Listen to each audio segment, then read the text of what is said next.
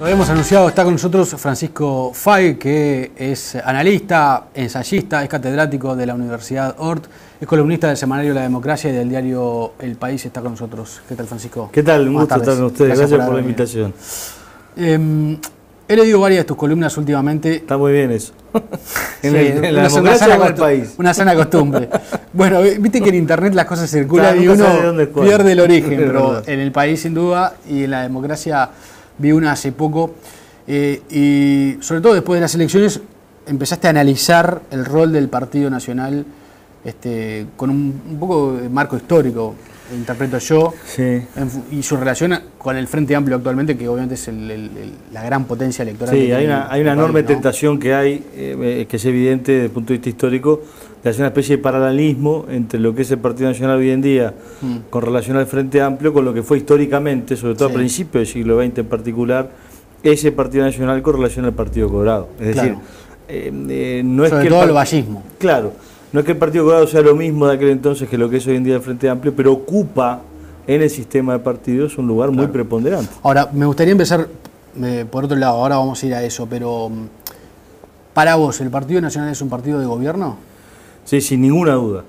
Lo cual no quiere decir que haya estado mucho en el gobierno, ni que desde el punto de vista electoral haya encontrado en varias circunstancias históricas del país las posibilidades de gobernar todo lo que debería de haber gobernado. Por ejemplo, me estoy refiriendo al segundo gobierno blanco de la década del 60, es decir, el que salió electo en el 62, que entre el 63 y el 67 vivió una situación muy difícil. Pero el Partido Nacional tiene dos grandes momentos modernos de gobierno, que son entre el 59 y el 67 y entre el 90 y el 95. Con Fanny Trilesinski en particular hicimos un trabajito, ya paso el chivo, en torno justamente a esa tarea de modernización del Partido Nacional en el gobierno con relación a las políticas públicas muy concretas en materia de seguridad social, en materia económica, en fin, conjunto de datos, de informaciones duras que señalaban hasta qué punto en un momento y en el otro de la historia el Partido Nacional fue un partido muy reformista. Te voy a poner dos ejemplos contundentes. De aquel entonces, la década del 50, que no se conoce tanto,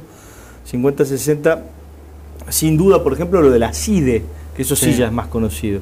Y más reciente, en la década del 90, por supuesto, la reforma de los puertos, la reforma de los seguros, que quedaron, que son reformas que quedaron. Y creo que en ese sentido tiene una vocación importante de gobierno, lo cual no quiere decir que electoralmente haya encontrado los mecanismos como para ganar siempre y efectivamente ejercer ese poder. ¿Y entonces por qué ha gobernado tampoco? Bueno, primero que hay un tema histórico muy importante que es la preponderancia del Partido Colorado, ¿no? Hasta el 58 sin duda, de distinta manera, en distintas épocas, hay como un buen análisis histórico para hacer allí. Pero a lo largo de la década del 20, que quizás sea el mejor Uruguay de todos desde el punto de vista político, hubo muchas posibilidades en donde el Partido Nacional y el Partido Colorado en realidad quedaron a 1.000, 2.000, 3.000 votos de distancia.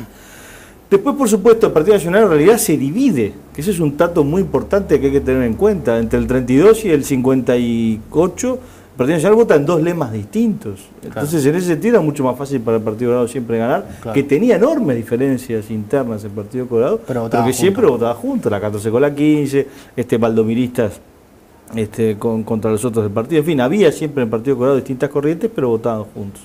Entonces, hubo durante muchísimo tiempo, desde el punto de vista coyuntural del siglo XX, una situación electoral que le impedía ganar. Después, por supuesto, lo que hay que entender hoy en día, para no irnos a una cuestión de historia que a veces es un poco aburrido, es que lo que cambió, que eso es lo que cuesta muchas veces admitirlo, es el sistema de partidos del Uruguay. Es decir, con estas reglas de juego del 96, si cambiaran las reglas de juego, cambian los sistemas de partidos, por definición.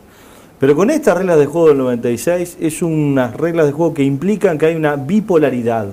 Está una amplitud importante de izquierdas, en plural, que no son siempre lo mismo, que todas están por lo general protegidas bajo el paraguas del Frente Amplio, no son las únicas, porque también está una parte del Partido Independiente y también la extrema izquierda. Y después hay dos grandes partidos políticos, cada uno de ellos con sus tradiciones y tal, que ocupan y que en los últimos 25 años han gobernado juntos en distintos tipos de coaliciones, de entonación nacional y de lo que fuere, que ocupan un espacio muy importante, porque no es como en la Argentina, en donde el peronismo tiene el 70% de los votos y que hay distintos peronismos. No, acá ocupan el 40 y pico por ciento por lo menos, y que están llamados también a gobernar juntos, que ese es un tema que una especie de adolescencia de los partidos tradicionales no terminan de admitirlo. Para vos ese es un dato ineludible del sistema de partido. No es lo que yo quiera, no es lo que quiera Leandro Gómez, es lo que es así. Si cambia la regla de juego, capaz que cambia eso, pero hace ya prácticamente 20 años que tenemos esta regla de juego, que son reglas de juego que además aportaron mucha democratización de los partidos, hubo cosas muy positivas de esta regla de juego del 96, y eso es lo que es la realidad de las cosas. Ahora poco menos que hundieron la concertación sin darle el peso político que podía llegar a tener en Montevideo, sin dejar que se abriera en el interior, que yo creo que también es un profundo error. Ya llegará el tiempo en que se dé cuenta que las cosas son distintas, y si no, ganará siempre el Frente Amplio. Claro.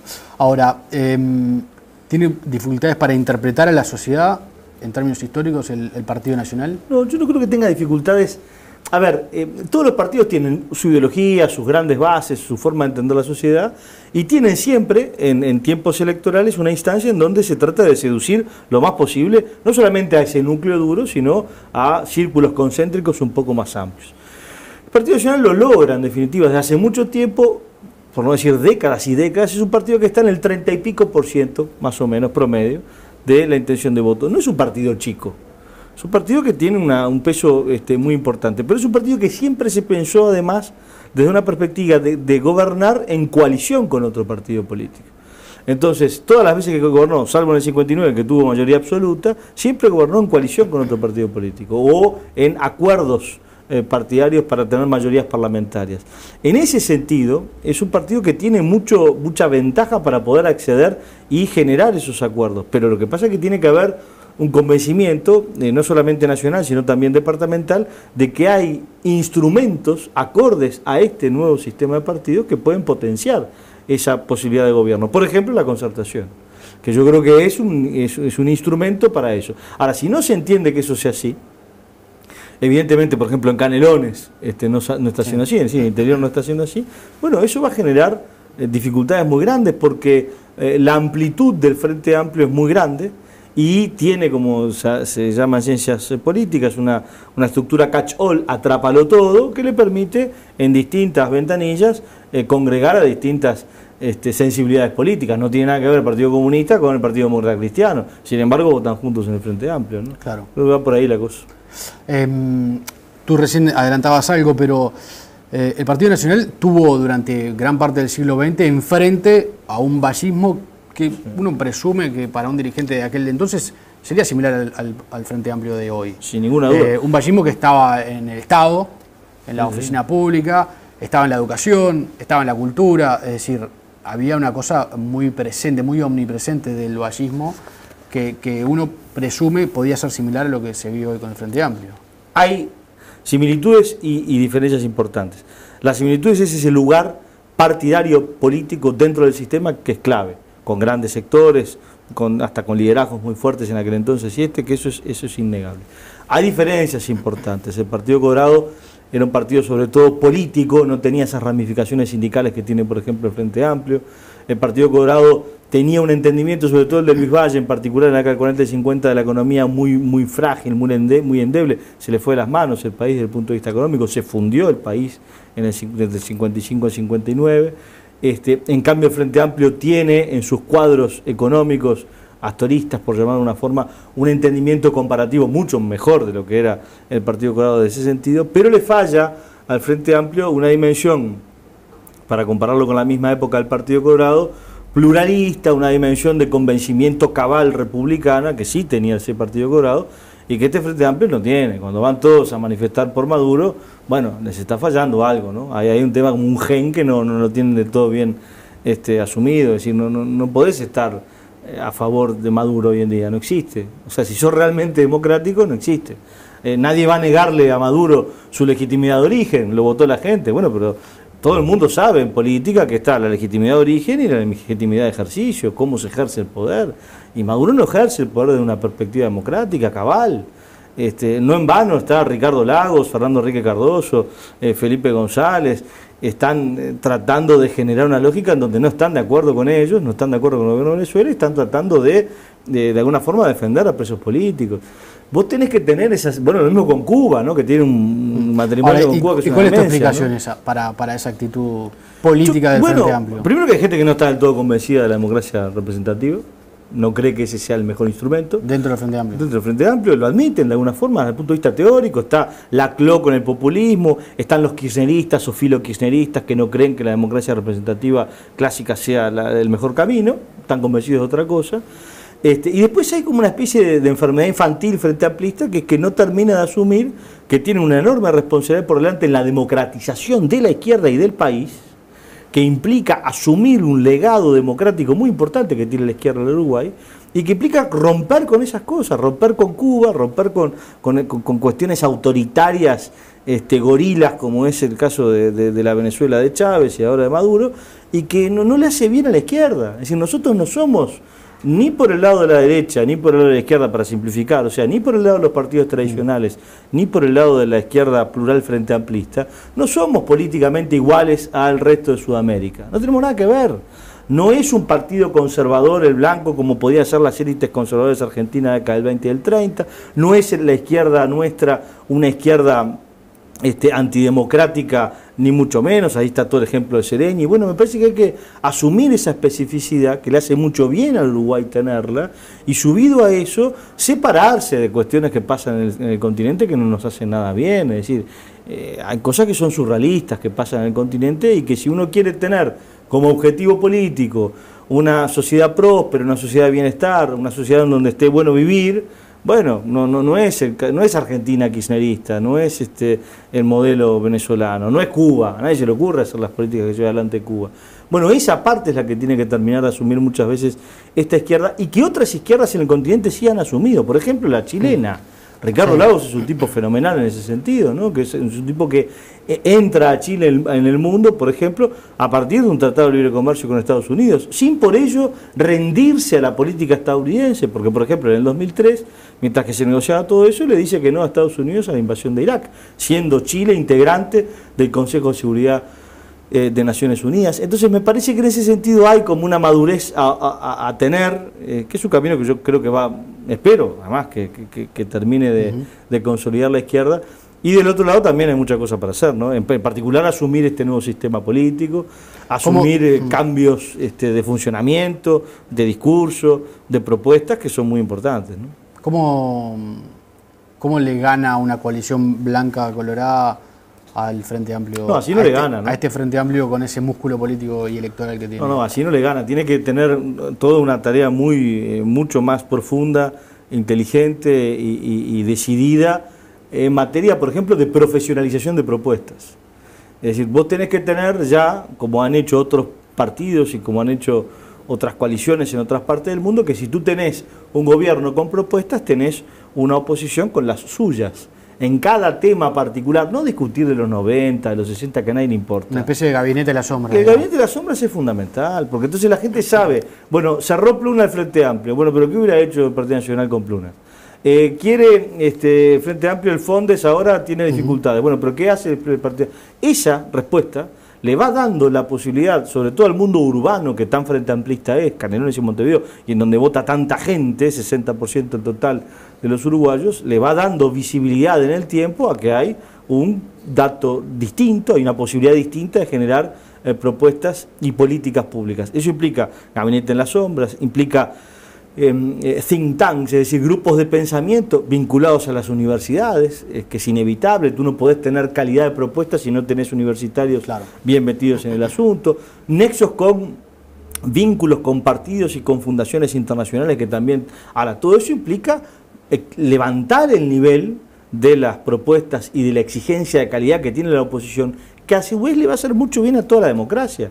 Porque si vos estás tranquilo de que no te van a ganar nunca, porque no terminan de sumarse, porque no terminan de generar estas lógicas, o que las propuestas que tú tengas del otro lado nunca van a tener una respuesta más exigente, vos te achanchás, como todo. La competencia siempre genera mucha mayor calidad. Bueno, esa mayor calidad de la oposición va a generar mayor calidad del gobierno, y eso va a generar mayor calidad de toda la democracia. Creo que ahí hay un filón muy importante de responsabilidad de la oposición, así como hablábamos de responsabilidad del Frente Amplio y del gobierno, bueno, responsabilidad de la oposición de mejorar también.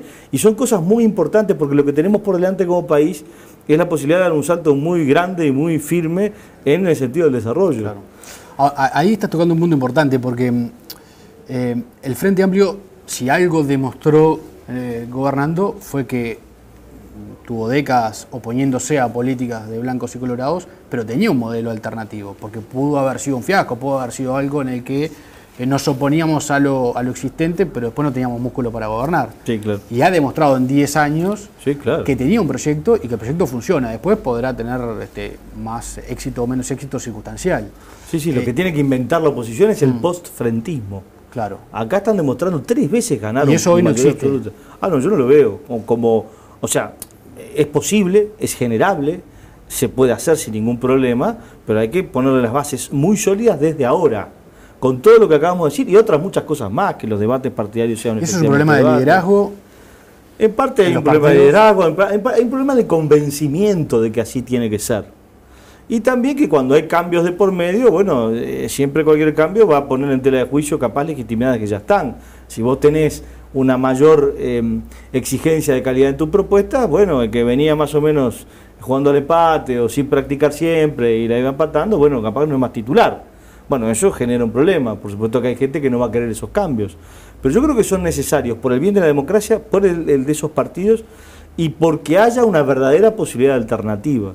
Lo que decís con el Frente Amplio es muy interesante. Yo siempre hago mención a lo que ocurrió con Botnia. Es decir, se opusieron a Botnia, llegaron al poder, estuvieron a favor de Botnia, defendieron a Botnia internacionalmente muy bien, como lo hizo Vázquez, y hoy están absolutamente casados con ese proyecto. Bueno, yo no sé si tenía o no proyecto del Frente Amplio en ese sentido, pero lo que sí está claro es que adoptó para sí, en su gobierno, lo mejor que podía heredar de la década del 90, tan denostada políticamente, y ahora está en otro nivel, que esa es otra cosa muy importante. Este sistema de cuidados, este plan que está llevando adelante el Frente Amplio es un plan de verdad, en serio, es una especie de, para retomar aquella comparación que hacías más temprano, de segunda presidencia de José Valle Ordóñez.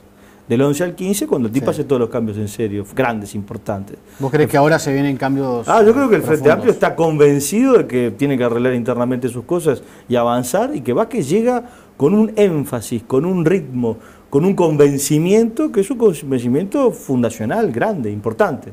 Si tú del otro lado no tenés, para retomar la misma imagen, a un Luis Alberto Herrera, que tenía un coraje fenomenal y una inteligencia del mundo y una apertura y un entendimiento de lo que había que hacer en el mundo muy importante, bueno, vas a pinchar, o sea, no vas a poder enfrentarte nunca a semejante aparato. Luis Alberto Herrera en la década del 20... Ahora, Herrera le llevó 50 años. Le llevó mucho tiempo, pero en la década del 20 modernizó un partido, le ponía camionetitas Ford a las distintas comisiones departamentales para que se pudieran mover. El tipo heredó un partido que estaba en armas en 1904. Lo civilizó, lo modernizó. Es un esfuerzo fenomenal. Después, bueno, se le partió lo que fuere. Pero en la década del 20 los colorados no la tenían todas consigo para ganar. Bueno, eso es lo que hay que generar ahora, que el Frente Amplio no la tenga toda consigo para ganar, y eso implica convencimiento a un conjunto de gente que no es ni blanca, ni frentista, ni nada, pero que es la que decide las elecciones, de decir, bueno, a ver, no me gusta el Frente por tal o cual cosa, bueno, pero ¿qué me ofrecen estos otros? Bueno, si lo que te ofrecen no te convence, y bueno, vas a votar al que está. Más vale malo conocido que bueno por conocer, ese viejo dicho. Y si vos vas a más o menos a decir lo mismo que dice el Frente Amplio, el otro dicho es más vale el original que la fotocopia. Entonces tiene que haber una alternativa bien llevada, con muchas propuestas, con mucha imaginación y mucha sintonía con la sociedad, y que sean cosas en serio, que se puedan llevar adelante. A uno le da la sensación de que el Frente Amplio le comió el discurso a los partidos de oposición. Porque lo que decía que no había que hacer, no tuvo problema en hacerlo si había que hacerlo, y además por izquierda, evidentemente que le ganó mucho en políticas sociales. Bueno, pero si vos tenés un candidato a presidente que es el tipo que dice que hay que, antes que cualquier otro, que hay que liberalizar el cultivo de marihuana, bueno, hay que mantener esa línea, en el sentido de decir, bueno, no me convenció el plan estatista del gobierno, bueno, pero ahí tenés un filón simbólico desde el punto de vista de la modernidad del discurso, que es muy importante. Es decir, vos no podés estar defendiendo cuestiones pre-1968, madre, padre y 2 hijos, y la señora limpiando los platos y el tipo laburando. No existe más ese modelo de familia, no existe más esa sociedad. Es ese modelo de familia que el Partido Nacional todavía... No estoy diciendo que lo... Bueno, pero cuando tú...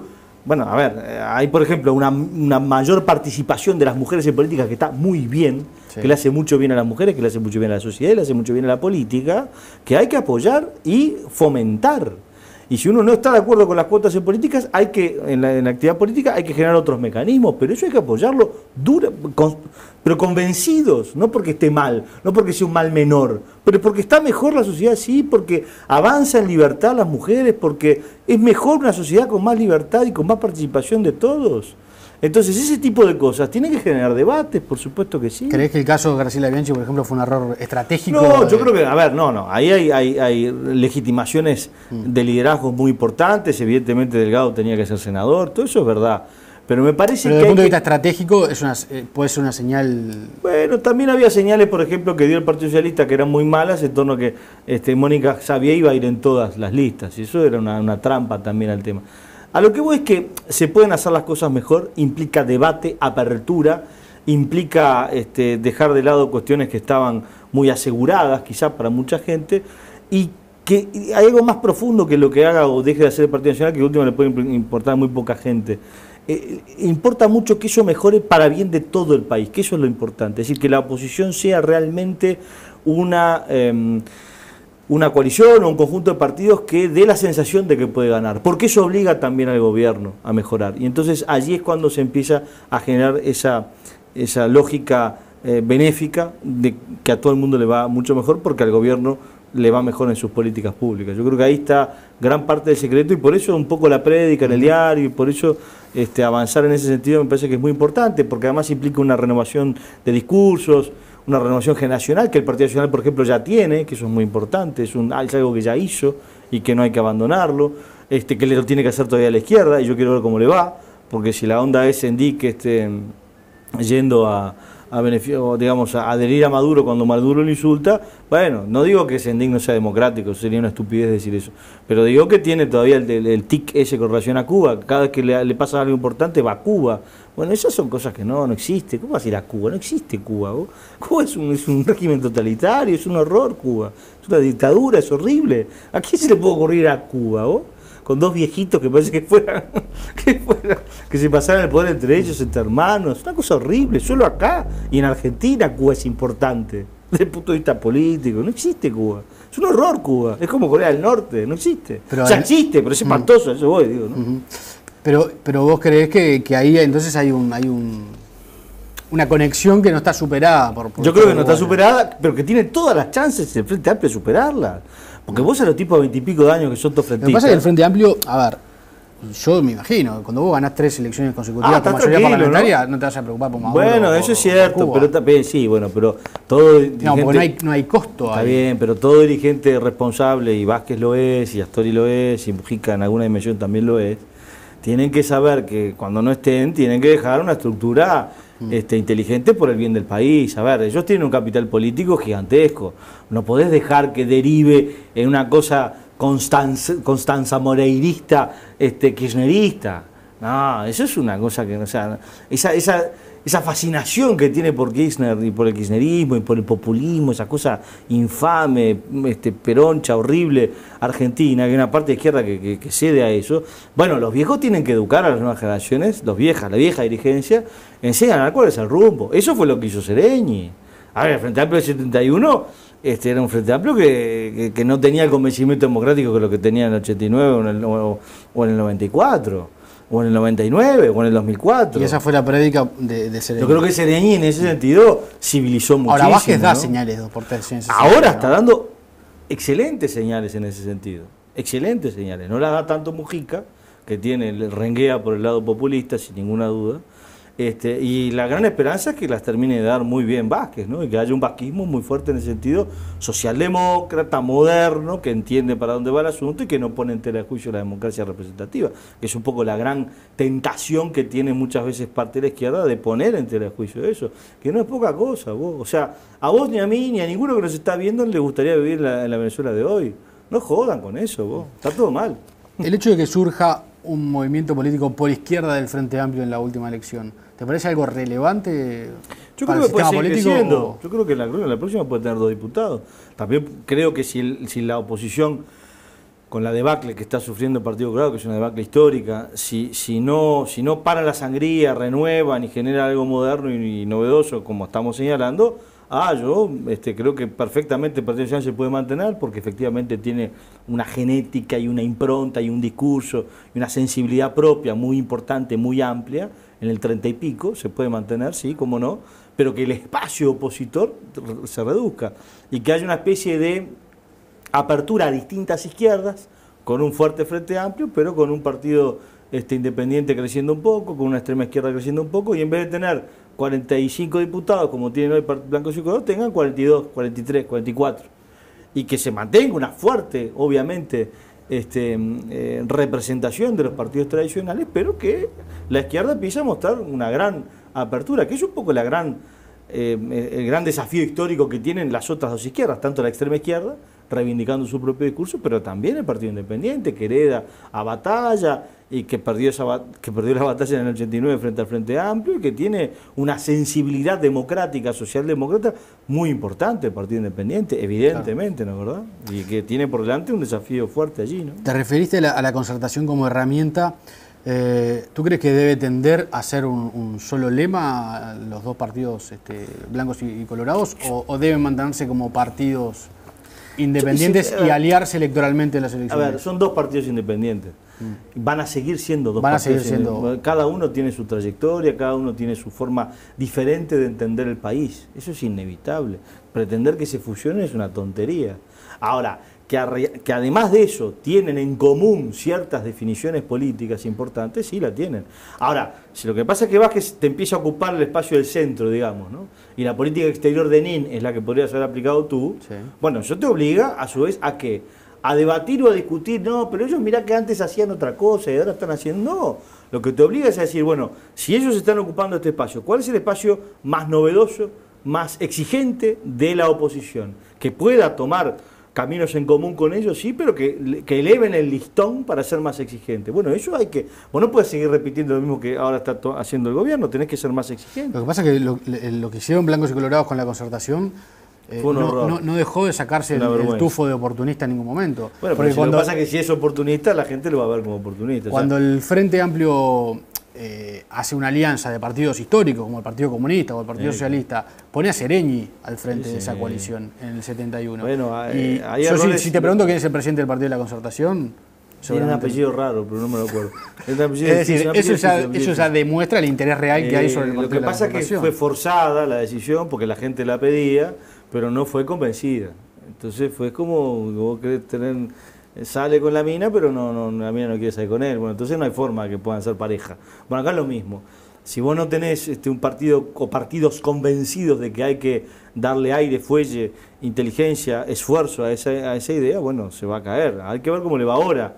En definitiva tiene buenos candidatos y es cierto que todos juntos pueden ganar porque es tan horrible la intendencia de Montevideo que, bueno, de última tenés tipos enfrente que están proponiendo otras cosas o mejores. Pero hay que salir del cortoplacismo. El problema no es mayo. El problema ni siquiera puede llegar a ser el 2019. El tema es una cosa más profunda, democrática del país, que es que implica que nosotros tenemos un futuro venturoso, de verdad. Somos pocos. Es un país que está en un nivel de $16.000 per cápita de Producto Bruto y puede dar un salto. Le va bien en las inversiones internacionales. Tiene 2 o 3 problemas estructurales gravísimos, seguridad y educación gravísimos, gigantescos. Bueno, ahí es donde hay que hincar el diente y tenemos por delante, si hacemos bien las cosas, un futuro formidable. Pero si hacemos bien las cosas, eso implica desde el sentido político ser mucho más exigentes. Y en particular la izquierda tiene una exigencia muy grande porque llegó al gobierno con mayoría absoluta y tiene un compromiso muy fuerte con la educación y del otro lado, y con la seguridad, y del otro lado, para que ese compromiso se cumpla hay que ser más exigente con el gobierno. Y eso implica, por ejemplo, por decir una, ¿no?, ir a las sesiones del Parlamento, sí. Todos. Cuando vas a querer censurar al ministro que tú querías censurarlo, bueno, porque estén todos los tuyos, no que como vas a perder no vas. Es una vergüenza, ¿no? Bueno, eso es un cambio ya para hacer, que no lo hicieron en estos años. En estos años faltaron a decisiones importantes, ¿vos? Bueno, eso es un caso, por decir uno.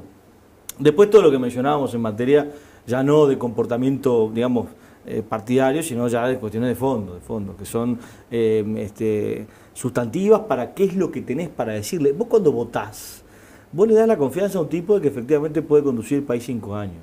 Ahora, si el tipo, o el partido, de un tipo y un partido, Ahora, si el partido no te convence, si el tipo no... Bueno, pues entonces tenés que mejorar todo eso. Si vos perdés 3 veces, como nunca antes en la historia del siglo XX, 3 veces Senado y diputados por mayoría absoluta, y en la última vez además pusiste en juego ese asunto como un tema importante, claro, y la gente le dio la mayoría absoluta, bueno, pues entonces pará vos. Pero así no puede seguir, ¿no? Si vas a seguir haciendo las mismas cosas, vas a tener los mismos resultados. Y en ese esquema está mucho más fuerte el Partido Nacional que el Partido Colorado, que está viviendo una situación gravísima, ¿no? No sé si terminal, porque es duro decirlo, pero, no hay semana que no se le vaya un dirigente hacia el Partido Nacional o hacia el Frente Amplio, ¿no? Para estas elecciones municipales. Ahora, con este panorama, ¿crees que el Frente Amplio va a seguir gobernando cuando termine este periodo? ¿Algunos periodos más? No, a ver, tiene que procesar esa renovación partidaria. ¿Pero eso se logra en 5 años? Bueno, tiene varios pingos en la cancha que son muy buenos, ¿no? En el sentido que sentí que es uno, por ejemplo. No, el Frente Amplio sí, está claro. Me refiero como dirigente. Para poder seguir, tú decís, para tiene poder que seguir, generar esa renovación. Eso, o la gran Mujica que dijo al final, vuelvo. Adenauer se presentó en Alemania con 88 años a la selección. Y si no es él, hay que estar atento acá, porque si gana Topolansky, llega con 75 años. Que en el Frente Amplio es una joven promesa. Tener 75 años es una joven promesa de candidato. Así que puede ser Topolansky. Lo que voy es que yo no creo que la vieja generación entregue así nomás sus grandes logros electorales. Ahora bien, tiene una nueva generación por delante muy amplia, muy curtida en el ejercicio del poder, sin ninguna duda, que tiene que procesarse ese cambio, ¿no? Eso es un dato muy importante. Y del otro lado, si se operan todos estos cambios que estamos mencionando, que son absolutamente necesarios, bueno, yo creo que hay chance, primero, de mejorar el debate. No puede ser que no haya más debates presidenciales desde el 94. ¿Qué es eso que no hay debates presidenciales? Tampoco parece que va a haber una en Montevideo, pero ¿dónde se ha visto una democracia sin debate? Son cosas tan elementales, sobre todo con la tradición democrática que tiene Uruguay, pues si me dijera, bueno, Bolivia o Paraguay, que no tienen tradición democrática, bueno, está. Pero nosotros, ¿cómo no podemos procesar esos debates? Bueno, entonces, allí hay una modernización de los dos lados muy necesaria. Si de ninguno, a ver, si los blancos y los colorados no procesan ese asunto, y el Frente Amplio logra con éxito ese pasaje de posta, bueno, sí, gana de vuelta. Pero a no ser que haya una... Porque después está la otra, que la habrás escuchado 80 veces. La crisis. La crisis. Entonces la crisis es como un pensamiento mágico.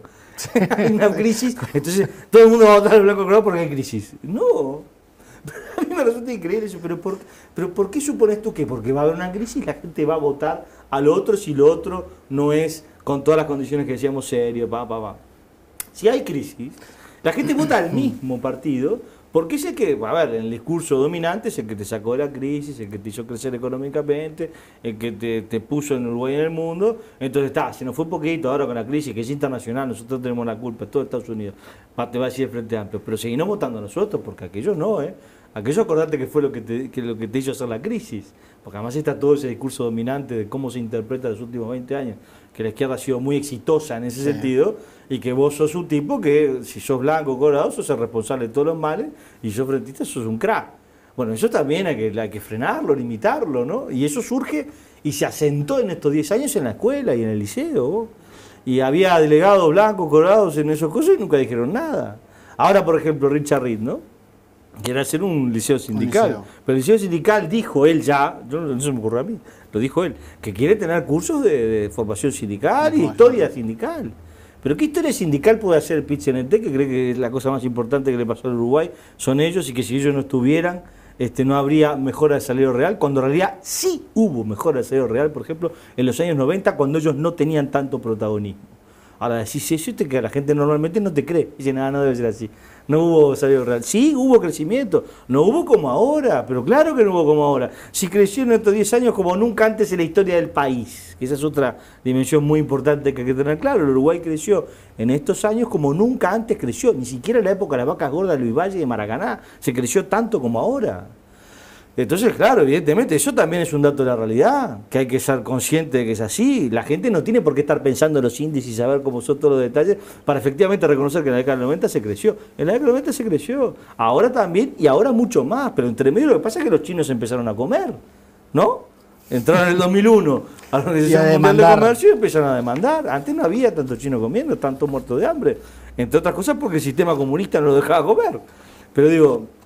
se modernizó China, el crecimiento fue no solamente el Uruguay, sino que fue de toda la región, fue muy importante, está muy bien que así sea, estamos mucho mejor ahora que antes, el que diga lo contrario está loco, pero hay grandes situaciones que si no se mejoran, nosotros terminamos como un país de los tantos que hay en Latinoamérica, completamente partido, con gente que le va muy bien, que va con los hijos a liceos privados, que está en el mundo conectado internacionalmente, porque una gente en las clases populares que le va a ir muy mal, porque el liceo no va a saber ni leer, ni escribir, ni hacer cuentas elementales y no va a tener buenos laburos, y esa sociedad partida es una sociedad latinoamericana, clásica, en donde hay una élite más o menos numerosa, con más que le va más o menos bien, pero la barra más amplia, la gente no le va bien. Eso yo no quiero como país. Y ese es el peor lugar para vivir. Para mejorar eso hay 2 o 3 cosas sustantivas, tanto en educación como en seguridad, que hay que hacer y que el Frente no puede demorar más.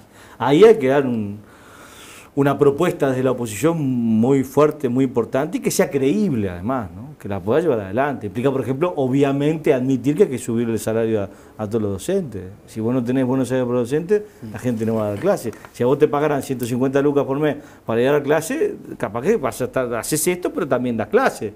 Y bueno, vamos a pagarle, no sé si 150, pero ¿cuánto crees que cobra un diputado? Sí, sí. Y bueno, porque qué tal si mejoramos no a 150, pero un poquito más. Creo que ahí... no, en fin, no quiero dar cifras porque parece un poco populista dar cifras, pero sí darse cuenta de que hay enormes esfuerzos para llegar allí y hay que enormes también exigencias hacerle a los sindicatos allí también, ¿no? Porque hay un tema, pasa que hay sindicalistas que no creen en la democracia, entonces no creen que este sea el modelo y que hay que educar para otra cosa, no para que la gente consiga laburo, sino que hay que educarlos para la revolución maoísta o trotskista, una pavada, ¿no? Pues son un montón que están en eso, ¿no? Francisco, gracias por haber venido. Gracias a ti por la invitación, que anden muy bien.